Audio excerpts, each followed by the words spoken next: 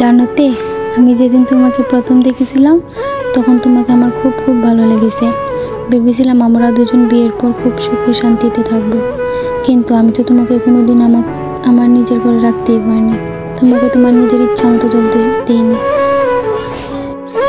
আমি সব সময় তোমার ইচ্ছার বিরুদ্ধে কাজ করেছি। প্লিজ তুমি আমাকে ক্ষমা করে দিও। জানো, আমি তোমাকে নিয়ে কত স্বপ্ন দেখতাম, কিন্তু আমার যে কপাল খারাপ সেটা আর হলো না। আমার একটা ইচ্ছা ছিল তোমাকে আমি আমার দেওয়া একটা নাম ধরে ডাকবো, কিন্তু সেটাও হলো না। আমার সব ইচ্ছাগুলো অপূর্ণ থাকলো। ইতি তোমার রাস্তার স্বামী। তে এখন আকাশের দিকে তাকিয়ে আছে আর তার স্বামীর তো ডায়েরিটা পড়ছে আর কান্না করতেছে আর ভাবছে 4 মাস আগের কথা। ছেলেটার নাম জাংকুক। তার বাবা মা কেউ নেই। সে তের বাবার অফিসে কাজ করত এবং তের বাবা তাকে খুব আদর করতো নিজের ছেলের মতো। একদিন দেখে বাবা তাকে তাদের বাসায় ডাকলো এবং বলল তেকে বিয়ে করতে হবে। আর না করতে পারলো না, রাজি হয়ে গেল। কিন্তু এতে তের কোনো মত ছিল না। তারপরও বাবার কথায় সে রাজি হয় এবং বিয়ের দিন রাতে তে জাংকুককে বলে, যান আপনি গিয়ে রাস্তায় ঘুমান, আপনার রাস্তায় ঘুমিয়ে অভ্যাস আছে। একথা শুনে জাংকুক রুম থেকে বেরিয়ে ছাদে চলে যায় এবং সেখানে গিয়ে দোলনায় ঘুমিয়ে পড়ে। তে জাংকুককে সহ্য করতে পারতো না। সে বাবা মা মারা যাওয়ার পর সে রাস্তায় ঘুরে ঘুরে বড় হয়েছে, তাই এভাবে দিন কাটছে। তে জাংকুককে একটার পর একটা অত্যাচার করে যাচ্ছে, কিন্তু জাংকুক কিছুই বলছে না। একদিন হঠাৎ করে তে জাংকুকের জন্য একটা কফি নিয়ে আসে এবং কফি কাপটা জাংকুকের অফিসের কাগজের উপর ফেলে দেয়। তাও জাংকুক কিছুই বলে না, মুখ বুজে সব কিছু সহ্য করে নেয়। তারপর রাতে তে এসে বলে সরি। জাংকুক বলে সরি কেন? তে বলে আপনার কাগজগুলো নষ্ট করেছি, তাই আমাকে বাবা বকা দিয়েছে। তাই জাংকুক বলে ইটস ওকে। এভাবে যাচ্ছে দিন। আজ তে বাবা মা বাড়িতে নেই। তে রান্না করছে আর এদিকে জাংকুক বসে আছে। তে এসে বলে আপনি ছাদে গিয়ে কাপড় নিয়ে আসেন। জাংকুক বলে আচ্ছা যাচ্ছি। তারপর কাপড় নিয়ে আসার সময় হঠাৎ চিৎকার করে এবং নিচে চেয়ে দেখে তার পা কেটে গেছে, টল টল করে রক্ত বের হচ্ছে এবং দেখে কাঁচ দিয়ে তার পা কেটে গেছে। এবং নীলা বলে কি হয়েছে আপনার, এবং মিটমিট করে হাসতেছে। তখন জাংকুক ওকে একটা থাপ্পড় দিয়ে বলে ফাজলামের একটা সীমা থাকে, বলে চলে যায়। এদিকে তে উপরে গিয়ে কান্না করতে করতে ঘুমিয়ে পড়ে আর জাংকুক অন্য রুমে গিয়ে শুয়ে পড়ে আর বলে আমি ওকে কেন মারলাম, আমি তো কখনো বকিনি, তাহলে আজ কেন মারলাম, ওর উপর কেন আজ হাত তুললাম, ও তো না বুঝে এসব করেছে বলে কান্না করতে করতে জাংকুক ঘুমিয়ে পড়ে। আর এদিকে হঠাৎ করে তের ঘুম ভাঙে এবং নিচে গিয়ে দেখতে পায় রক্ত। নিজেকে ক্ষমা করতে পারতেছে না, এই বলে যে ফাজলামি আজ একটু বেশি করেছে। তারপর তে জাংকুকের রুমে গিয়ে দেখে জাংকুক ঘুমিয়ে আছে এবং গালে পানি। হঠাৎ তার পায়ের দিকে তাকিয়ে দেখে তে পা অনেকটা কেটে গেছে আর এখনো রক্ত বের হচ্ছে।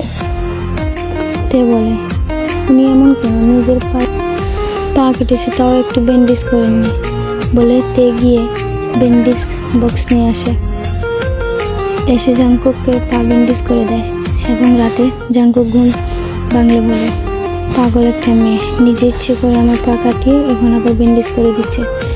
জাংকুক তারপর তের রুমে গিয়ে দেখে তে কান্না করতেছে আর বলতেছে আমি একটা পাপী মেয়ে, আমার কোনো ক্ষমার যোগ্য নেই, আমি অনেক বড় পাপ করেছি যে পাপের কোনো শাস্তি হয় না, বলে জোরে জোরে কান্না করতেছে। তখনই জাংকুক বলে আমি সরি তে, আপনি কেন সরি বলছেন, আমি দোষ করেছি, আমি সরি বলে কান্না দেয়। আবার জাংকুক বলে আচ্ছা ঠিক আছে কান্না করো না। এভাবে কয়েকটা দিন ভালো কাটলো, কিন্তু আবার কেন জানি তে জাংকুকের উপর অত্যাচার আবার শুরু করে দিয়েছে। কিন্তু আবার জাংকুক কিছু বলেনি, শুধু এটা ভেবে যে যখন সে রাস্তায় ঘুরে বেড়াচ্ছিল তখন তের বাবা তাকে পড়াশোনা করিয়ে চাকরি দেয়। তাই এদিকে তের বাবা মা তেকে বলে তুই ছেলেটাকে কেন এত অত্যাচার করিস, ছেলেটাকে একটু বোঝার চেষ্টা কর। তারপর হঠাৎ একদিন জাংকুক রাতে বাড়ি ফিরছে না, তখন জাংকুককে তে বারবার কল করছে, কিন্তু জাংকুক কল ধরেনি।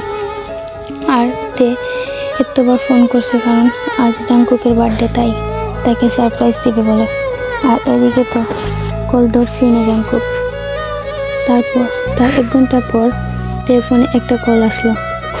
তে কল ধরে বলে, কে আপনি? মেয়েটি বলে, আপনি কি জাংকুকের স্ত্রী? তে বলে, হ্যাঁ, কিন্তু কেন? মেয়েটি বলে, আপনার স্বামী অ্যাক্সিডেন্ট করেছে বলে। ফোন কেটে দেয়। একথা শুনে তে অজ্ঞান হয়ে মাটিতে পড়ে। 8 ঘন্টা পর তে তাকিয়ে দেখে জাংকুকের লাশ বাড়িতে চলে আসছে। তে কান্না করে বলে, সব দোষ আমার জন্য এসব হয়েছে। তারপর তের বাবা তেকে হাতে একটা চিঠি দেয় আর বলে, এই নে জাংকুকের শেষ চিঠি। তে পড়তে লাগে, জানুন তে, আমার না অনেক ইচ্ছা ছিল যে তুমি আমার বার্থডেতে একটা নীল শাড়ি পরবে, নতুন বউয়ের মতো সেজে 2 হাত ভরে মেহেদি দেবে, দিয়ে আসবে এবং আমরা দুজনে একসাথে কেক কাটবো। কিন্তু সেটা আর হলো না। আমার কপালে যে সেটাও ছিল না। তবে যখনই তোমার আমার কথা খুব বেশি মনে পড়বে, তখনই তুমি আমার এই আলমারি খুলে দেখবে ওই একটা ব্যাগের মধ্যে তোমার জন্য আনা কয়েকটা শাড়ি আছে, সেগুলো পরো। আর প্লিজ তে প্রতিদিন নয়, মাসে একবার হলেও আমাকে মনে করো, নামাজ পড়ে দোয়া করো প্লিজ তে। আর এই চিঠি পড়ে তুমি প্লিজ কান্না করো না, কান্না করলে তোমাকে মানায় না। এই যে তোমার রাস্তার স্বামী।